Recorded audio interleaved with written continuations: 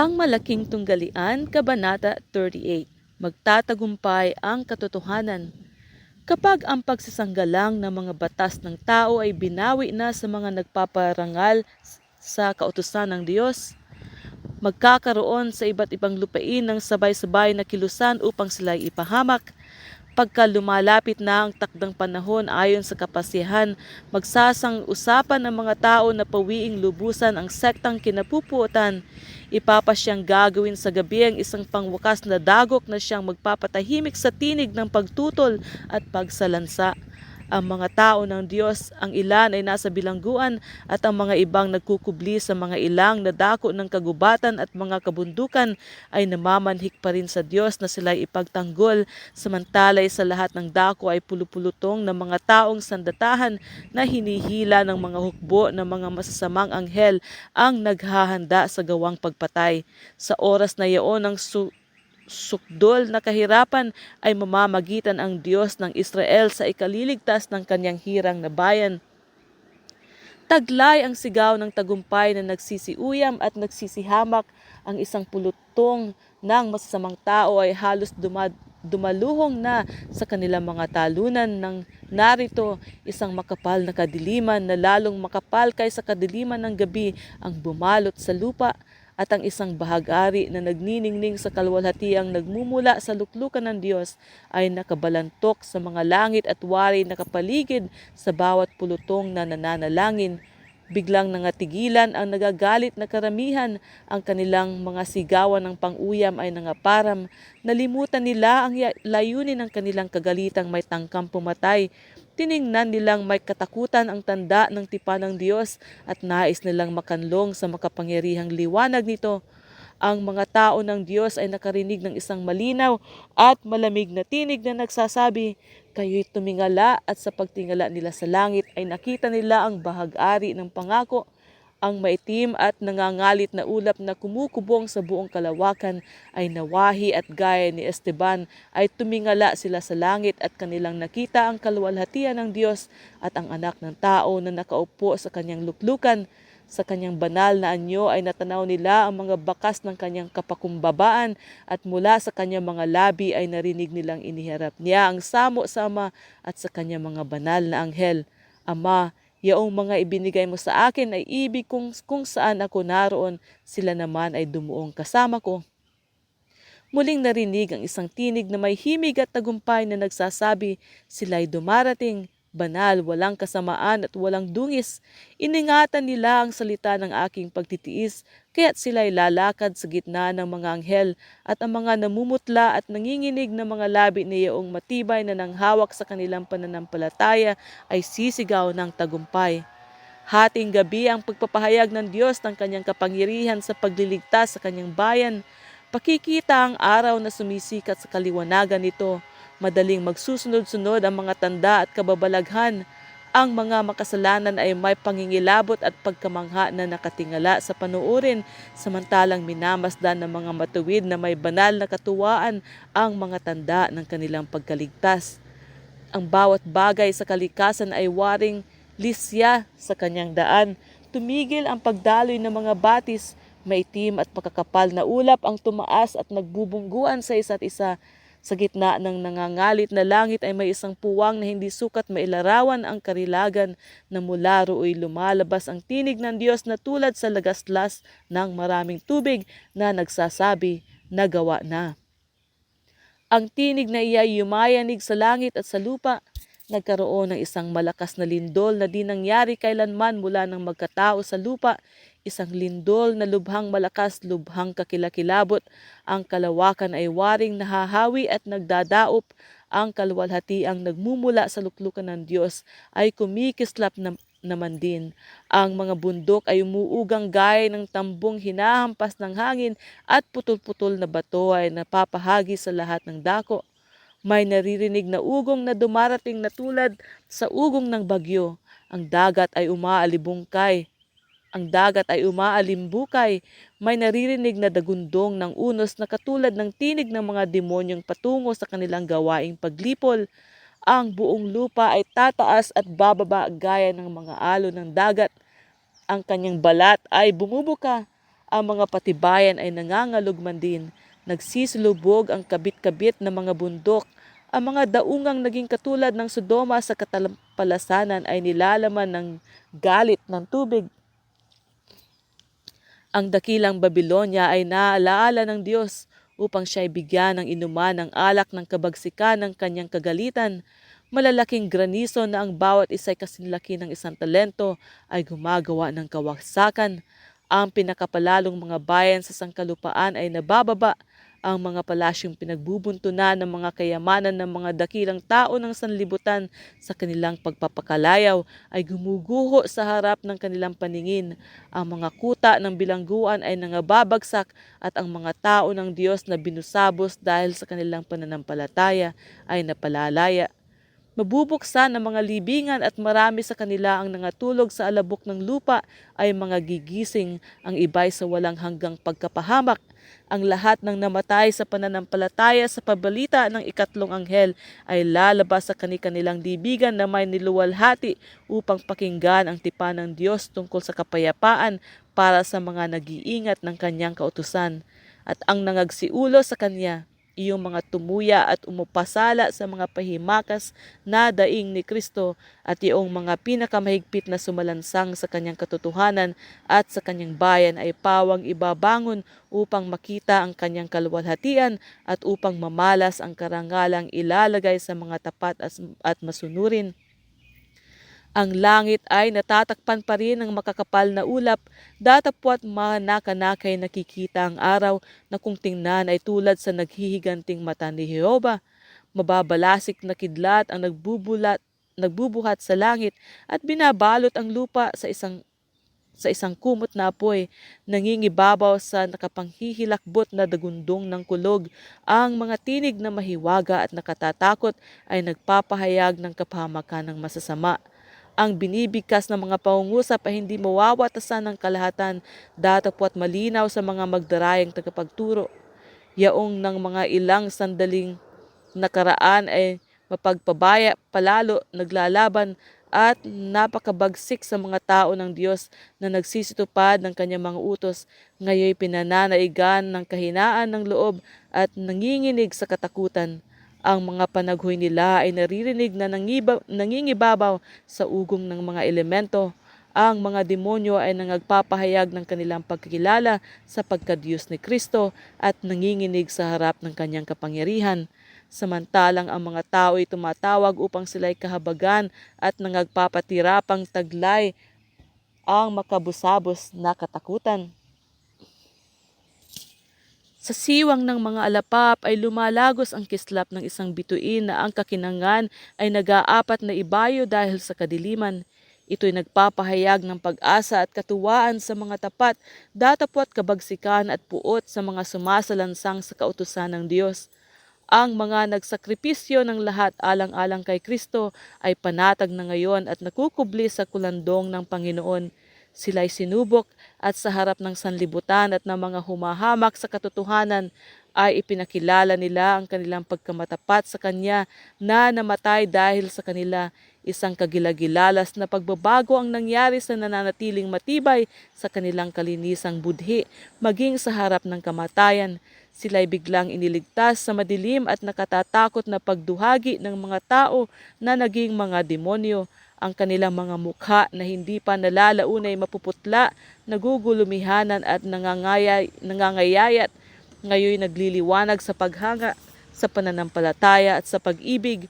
Ang kanilang mga tinig ay pumapailang lang sa awit ng tagumpay. Ang Diyos ay ating ampunan at kalakasan, saklolo sa kabagabagan, kaya't hindi tayo matatakot, bagaman ang lupa ay mabago at bagaman ang mga bundok ay mga lipat sa kagitnaan ng mga dagat, bagaman ang mga tubig niyaon ay magsiugong at mabagabag, bagaman ang mga bundok ay mga uga dahil sa unos niyaon. Habang pumapaitaas sa Diyos ang mga pangungusap na ito ng banal na pagtitiwala, ang mga ulap naman ay nangahahawi at ang langit na mabituin ay natanaw na ang kalwalhatian ay di mabigkas kung itutulad sa maiitim at inaalimbukay na himpapawid sa magkabi-kabila. Ang kalwalhatian ng banal na lungsod ay lumalabas sa mga pintuang nakabukas, Pagkatapos ay lumitaw sa langit ang isang kamay na may hawak na 2 tapyas na bato na magkataklob. Ang sabi ng propeta, ipapahayag ng langit ang kanyang katwiran sapagkat ang Diyos ay siyang hukom.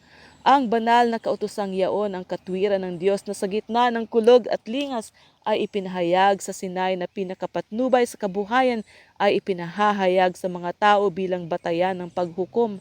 Binuksan ng kamay ang magkataklob ng mga tapyas na bato at doon nakikita ang mga utos ng Dekalogo na itinitik ng gaya ng isang panitik na apoy. Gayon na lamang kalinaw ang mga pangungusap na anupat mababasa ng lahat.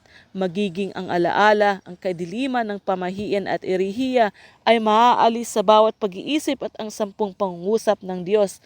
Maikli, malawak at makapangyarihan ay ihaharap sa paningin ng lahat ng tumatahan sa lupa. Hindi mailalarawan ang pagkatakot at kawalang pag-asa niyong yumuyurak sa mga banal na kautusan ng Diyos. Ibinigay sa kanila ng Panginoon ang kanyang kautusan. Maaaring inihambing nila dito ang kanilang mga likas at naalaman ang kanilang mga kakulangan, samantalang may panahon sa pagsisisi at pagbabago. Datapwat upang sila ay matanghal sa sanlibutan, ay winala nila ng kabuluhan ang mga utos na ito at itinuro nila sa mga iba na ito'y salansangin. Sinikap nilang pilitin ang mga tao ng Diyos na lapastanganin ang kanyang Sabado. Ngayon hinahatulan sila ng kautosang yaon na kanilang hinamak. Nakasisindak at napakalinaw nilang nakikita na wala nga silang madadahilan. Pinili nila ang ibig nilang paglingkuran at sambahin.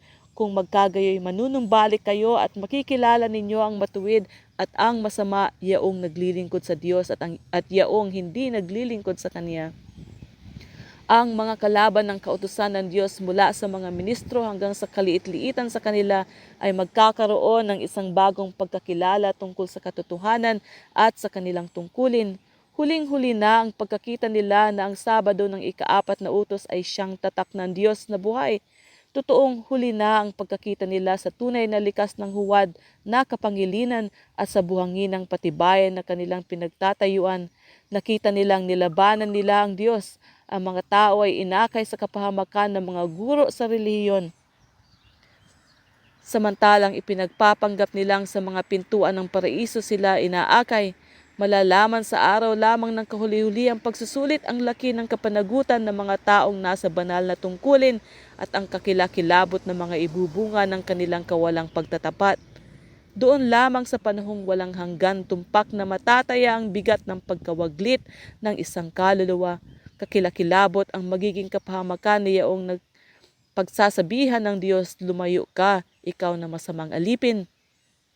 Maririnig mula sa langit ang tinig ng Diyos na nagsasabi ng araw at oras ng pagdating ni Jesus at ipahahayag ang walang hanggang tipan sa kanyang bayan tulad sa napakalakas na dagundong ng kulog. Ang kanyang mga salita ay uugong sa buong lupa. Ang Israel ng Diyos ay nakakatayong nakikinig na nakatitig sa itaas. Ang kanilang mga mukha ay nagliliwanag sa kaluwalhatian ng Diyos at nagniningning na gaya ng mukha ni Moises nang siya'y bumaba sa Sinai.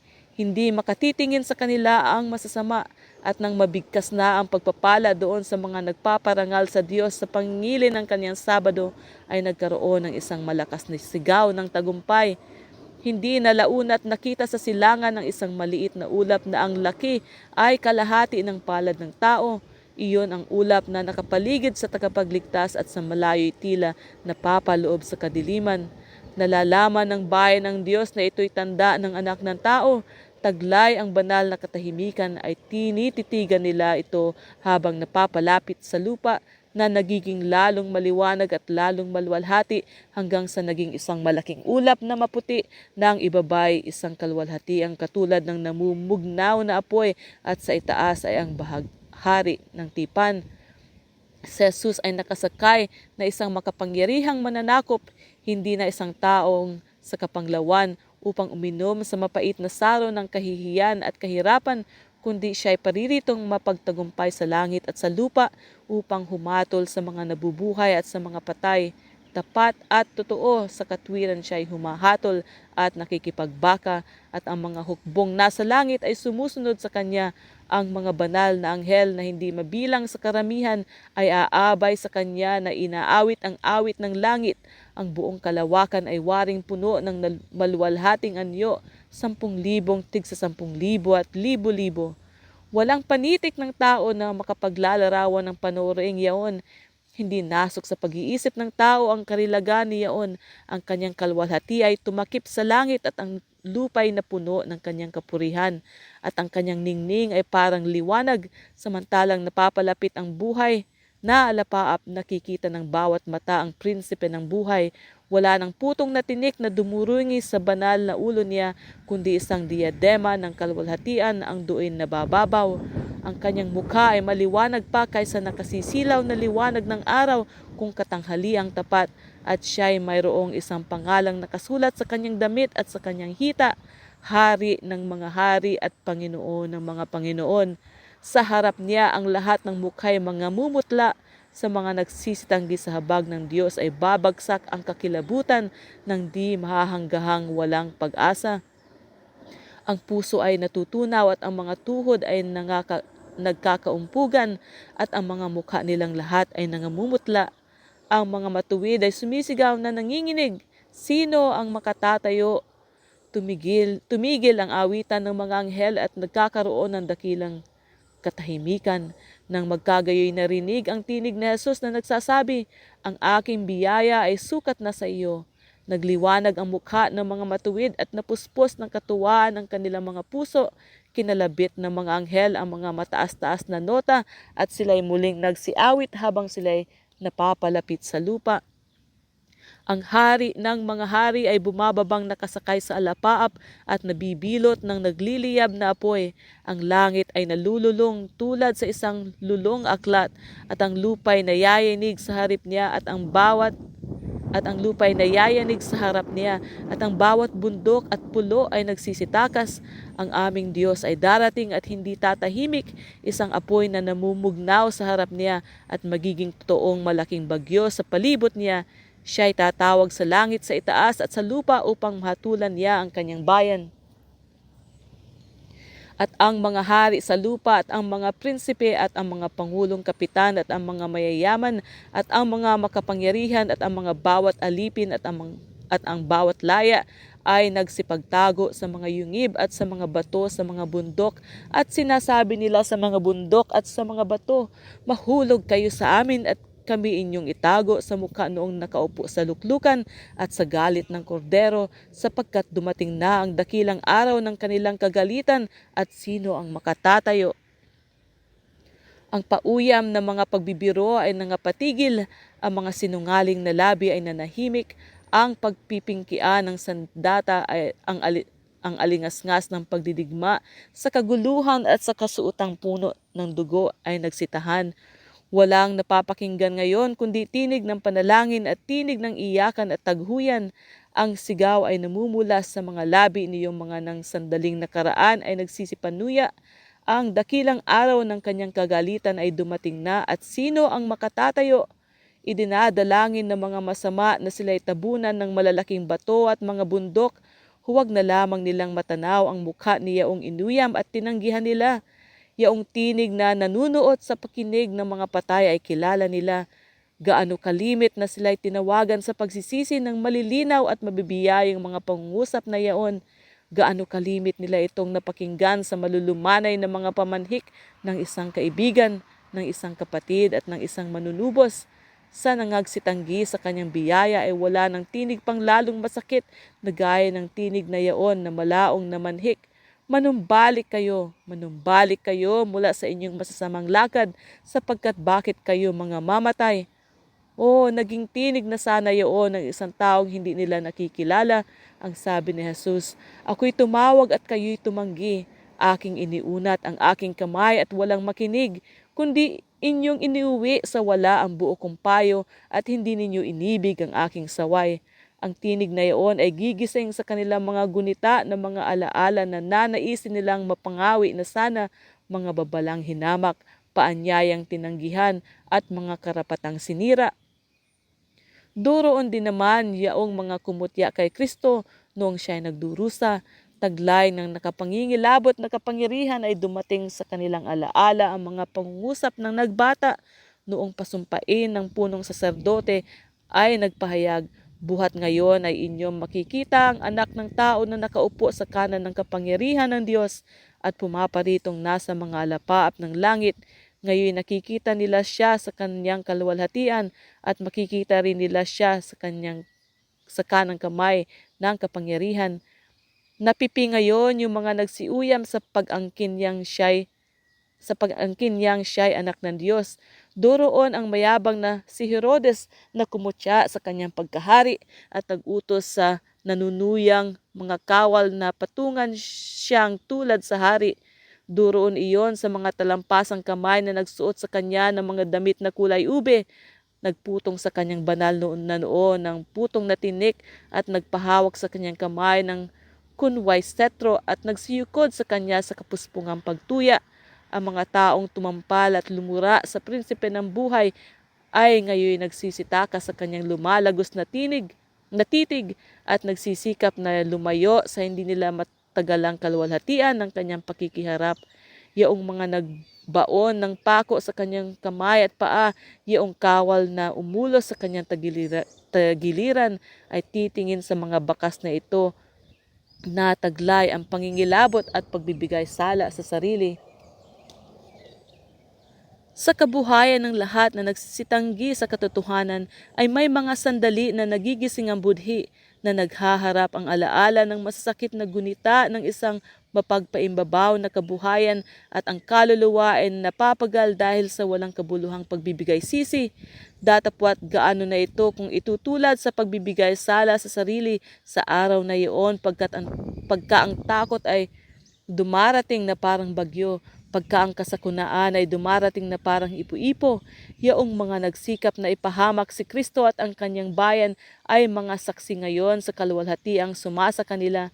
Sa kalagitnaan ng kanilang pangangamba ay nakaririnig sila ng mga tinig ng mga banal na masayang nag-aawitan na nagsisipagsabi, narito, ito'y ating Diyos.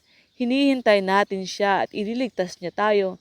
Sa gitna ng pagiray-giray ng lupa, ang pagliliwanag ng kidlat at ang dagundong ng kulog ay tinatawag ng tinig ng anak ng Diyos ang nangatutulog na banal.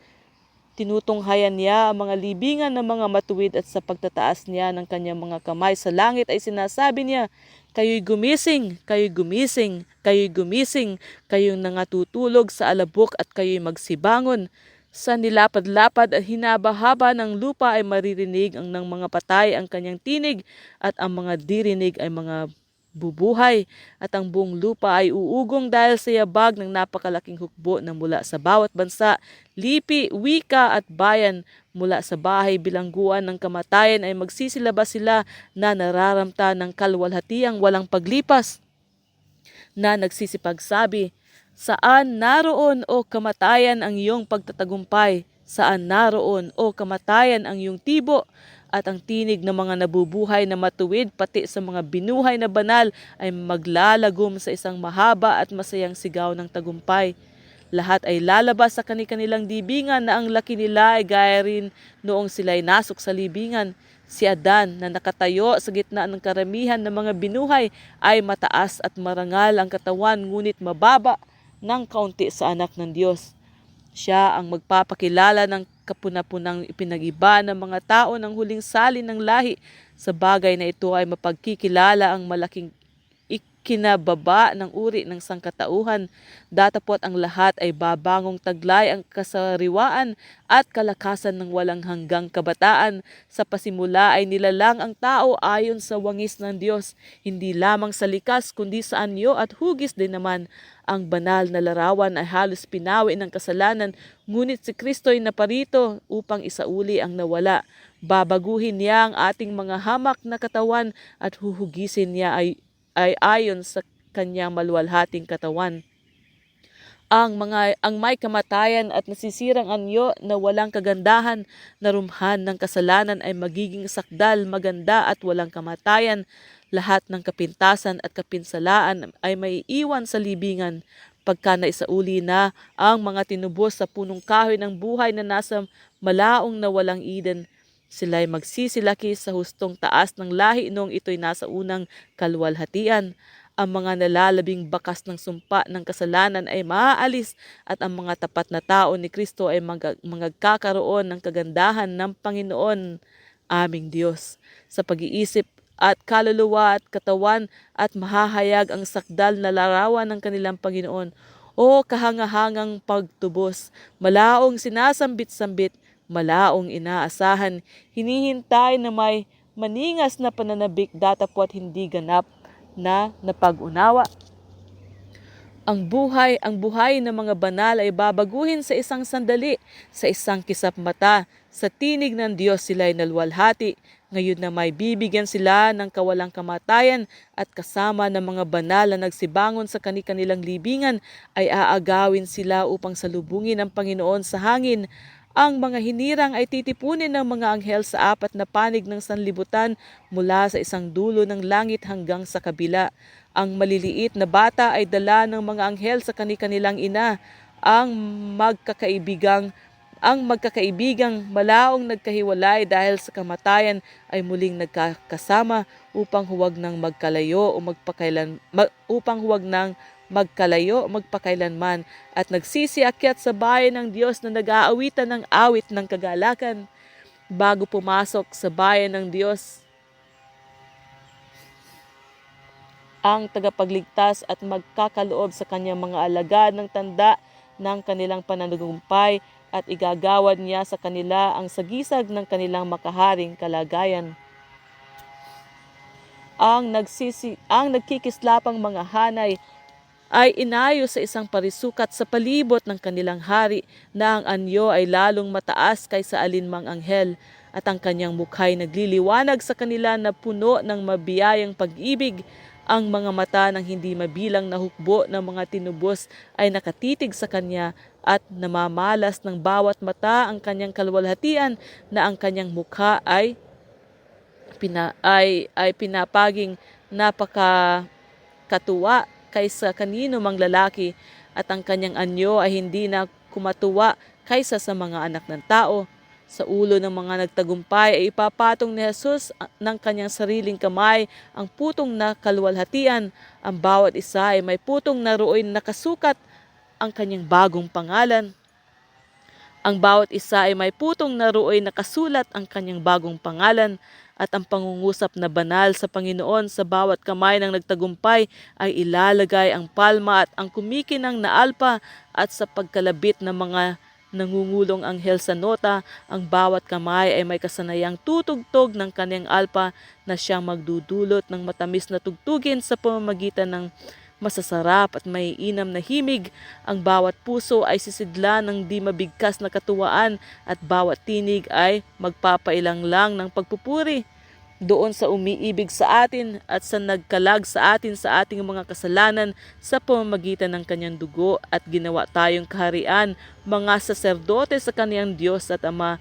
Sumakanya nawa ang kaluwalhatian at ang kaharian magpakailanman. Nasa harapan ng karamihang mga tinubos ang banal na lungsod. Bubuksan ni Jesus ng maluwang ang mga pinaralasang pintuan at magsisipasok ang mga bansa na nangag-iingat ng katotohanan. Doon makikita nila ang paraiso ng Diyos, ang tahanan ni Adan nung hindi pa siya nagkasala. Kung magkagayon ang isang tinig na kawili-wiling pakinggan kaysa alinmang awit na narinig ng pakinig ng tao, ay mapapakinggang magsasabi, ganap na ang inyong pakikipagpunyagi. Pumarito kayo mga pinagpala ng aking Ama, manahin ninyo ang kahariang naghanda sa inyo, buhat ng itatag ang sanlibutan. Taglay ang di mabigkas na pag-ibig, ay aanyayahan ni Jesus ang mga matapatin sa galak ng kanilang Panginoon. Ang galak ng Panginoon ay nasa pagkakita niya doon sa kaharian ng kaluwalhatian sa mga kaluluwang naligtas sa pamamagitan ng kanyang pagdadalamhati at pagkaalipusta. At ang mga natubos ay mga kakabahagi sa kanyang galak.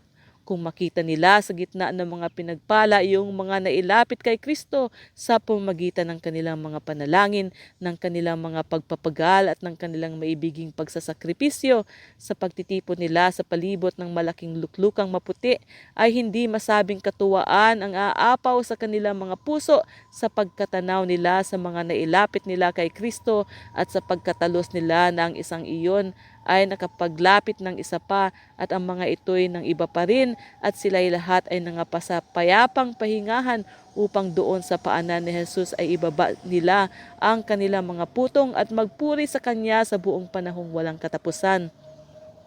Samantalang magalak na tinatanggap sa bayan ng Diyos ang mga natubos, ay umaalingaw-ngaw sa buong himpapawid ang isang masayang sigaw ng pagsamba. Magtatagpo na ang dalawang Adan. Ang anak ng Diyos ay nakatayo na nakaunat ang mga kamay upang tanggapin ang ama ng ating lahi. Ang tao na kanyang nilikha na nagkasala sa may lalang sa kanya at dahil sa kanyang kasalanan ay dala pa ng tagapagligtas ang mga bakas ng pagpapako sa krus ng kanyang katawan. Sa pagkakita ni Adan ng mga bakas ng malupit na pako, hindi niya hinayakap ang kanyang Panginoon, kundi sa pagpapakumbaba ay nagpapatira pa siya sa kanyang paanan na nagsasabi ng karapat dapat ang kordero na pinatay. Buong giliw siyang itinatayo ng tagapagligtas at minsan pang pinatitingnan sa kanya ang tahanang Eden na malaong panahon niyang kinalayuan.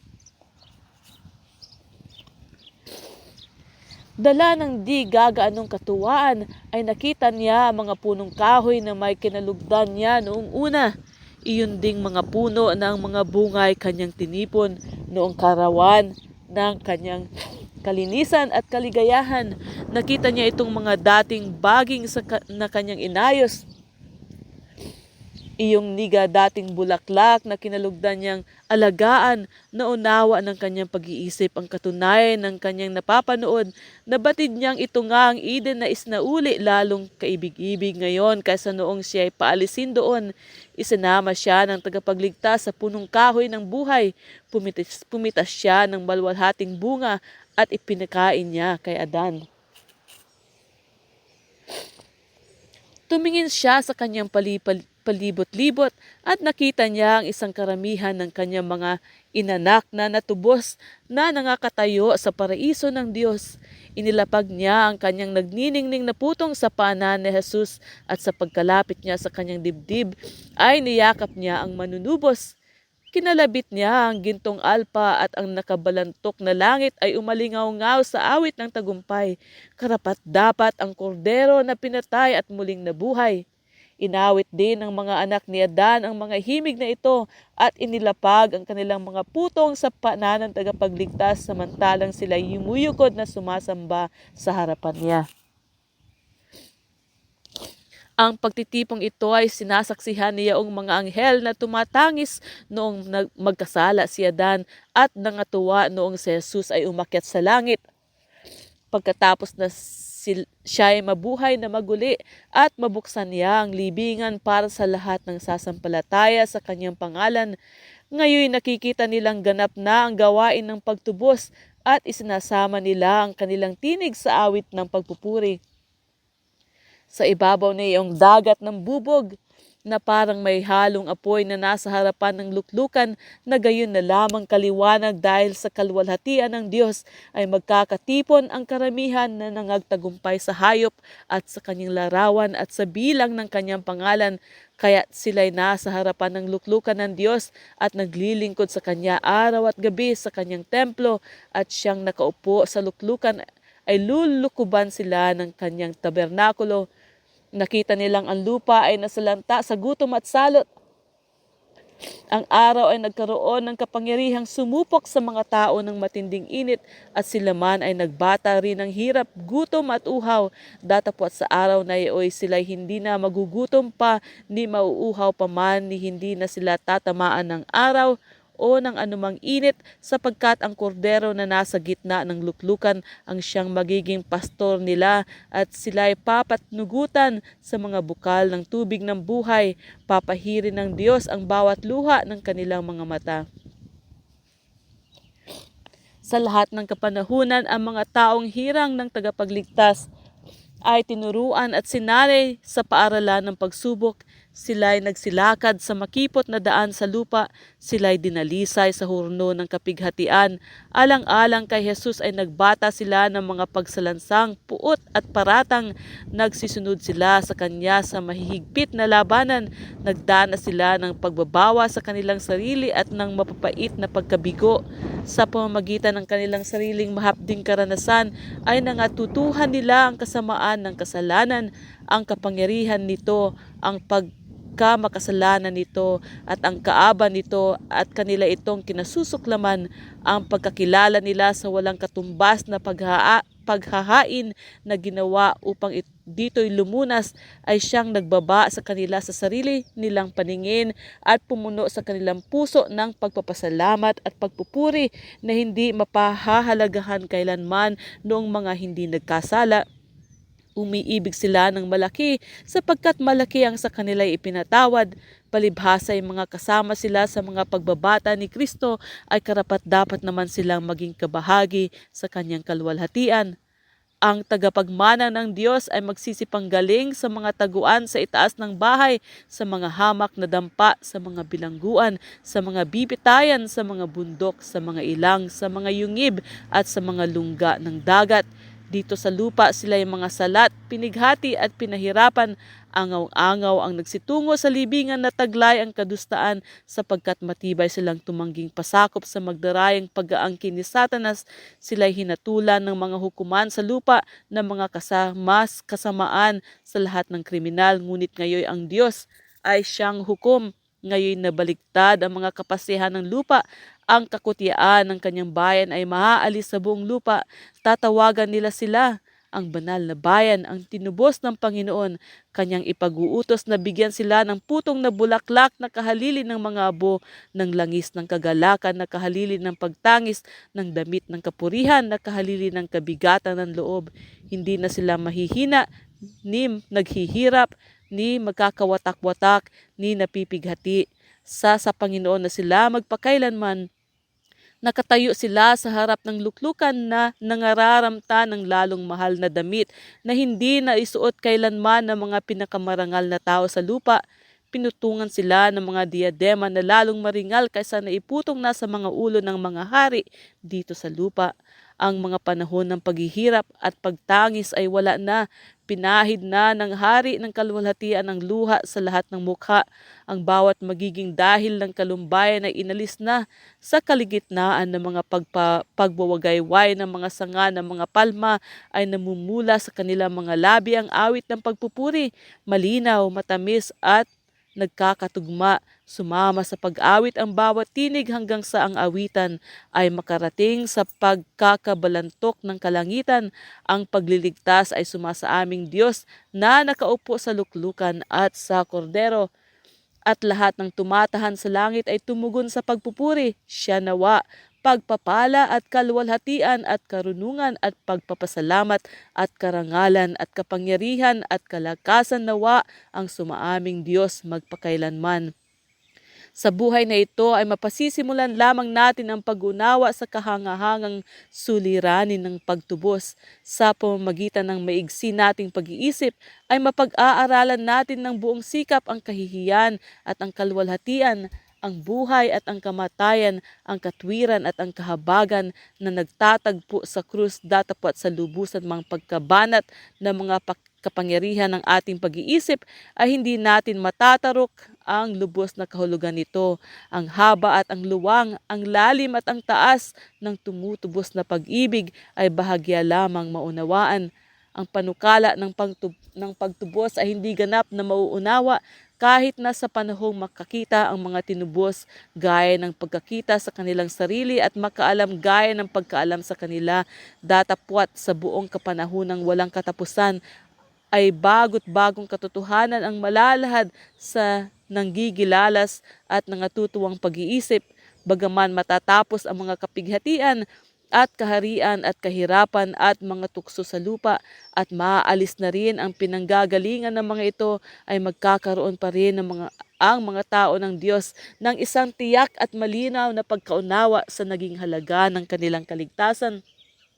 Ang krus ni Kristo ay siyang magiging siyensya at awit sa buong panahong walang hanggan ng mga natubos. Sa kay Kristong niluwalhati ay makikita nila si Kristong napako, kailan may di malilimutan na siya na makapangyarihang lumikha at umalalay sa di mabilang na sanlibutan sa malaking kalawakan, siya na pinakaiibig ng Diyos na hari ng sangkalangitan, siya na kinalulugdang sambahin ng mga kerubin at mga serapin ay nagpakababa upang angatin ang nagkasalang sangkatauhan na kanyang dinala ang pagkamakasalanan at hiya ng pagkakasala at ang pagkukubli ng mukha ng kanyang ama hanggang sa dinurog ang kanyang puso ng mga katampalasanan ng isang sanlibutang makasalanan at kititin ito ng kanyang hininga doon sa krus ng Kalbaryo na ang may gawa ng lahat ng daigdig, ang tagapagpasya ng lahat ng hantungan ay mag-iiwan ng kanyang kalwalhatian at magpapakababa dahil sa pag-ibig niya sa tao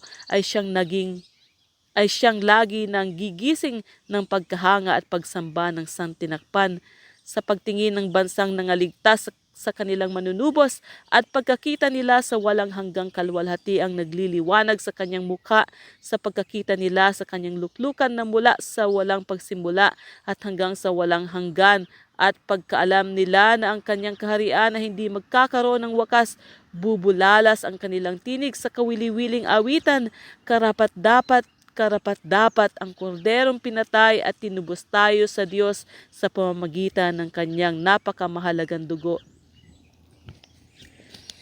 Ipinaliliwanag ng hiwaga ng krus ang lahat ng ibang hiwaga sa liwanag na nagmumula sa Kalbaryo. Ang mga likas ng Diyos na pumuno sa atin ng takot at paggalang ay lilitaw na maganda at kahali-halina. Ang kahabagan, kagandahang loob at pag-ibig magulang ay makikitang nalalagom sa kabanalan, katarungan at kapangyarihan. Samantalang minamasdan natin ang karangalan ng kanyang luklukang matayog at mataas ay makikita natin ang kanyang likas sa mga mabiyayang pagkakahayag at mauunawaan natin ng pangkaunawang kailan may di pa sumaatin ang kahalagahan ng kaibig-ibig na Ama namin. Dooy mapagkikilala na siyang walang hanggan sa karunungan ay walang ibang panukalang maaayos sa ikaliligtas natin kundi ang ialay ang kanyang anak. Ang gantimpala sa pag-aalay na ito ay ang kaligayahan sa pagkakita sa lupa na tinatahanan ng mga taong natubos, mga banal, masaya at hindi na mamamatay. Ang bunga ng pakikipagpunyagi ng tagapagligtas sa mga kapangyarihan ng kadiliman ay ang kaligayahan ng mga tinubos na umaapaw sa pagluwalhati sa Diyos sa buong panahong walang katapusan. At gayon na lamang ang halaga ng isang kaluluwa na anupat ikinasisiya ng Ama ang naging kabayaran at si Kristo na rin sa pagkakita niya sa mga bunga ng kanyang dakilang paghahain ay nagkaroon ng kasiyahan.